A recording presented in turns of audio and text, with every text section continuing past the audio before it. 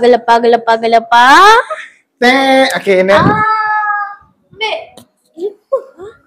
Gelepar.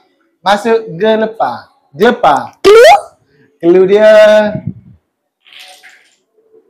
budak-budak kalau dia nangis atas lantai dia buat gelepar.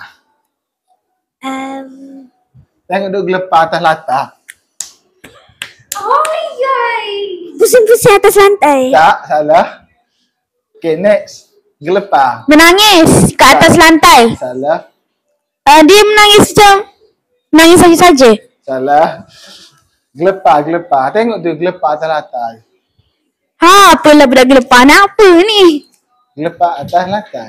Korang macam ni korang kalau korang tahu korang komen kalau korang tak tahu siap korang. Okay, next. Gelepar.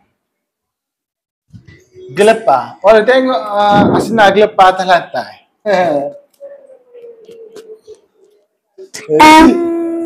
Jawab. Asna gelepar atas lantai. Kakak. Menangis atas lantai. Dia betul menangis tapi perbuatan gelepar tu apa? Dia menangis terdesak-desak. Bukan. Okay, next. Tahu sikit. Dia tak nangis tapi dia pusing-pusing juga atas lantai.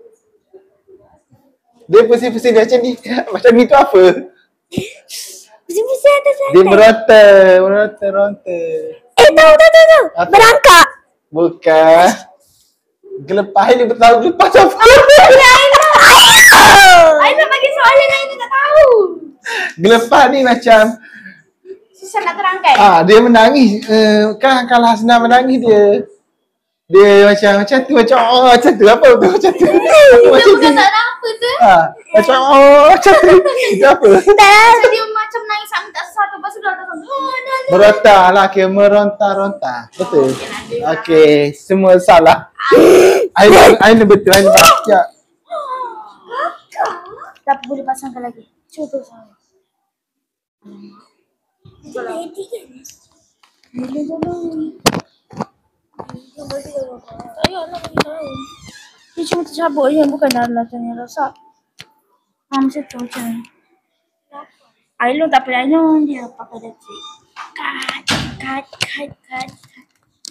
Ini semua kita boleh buat cara. Boleh sebab dia edit.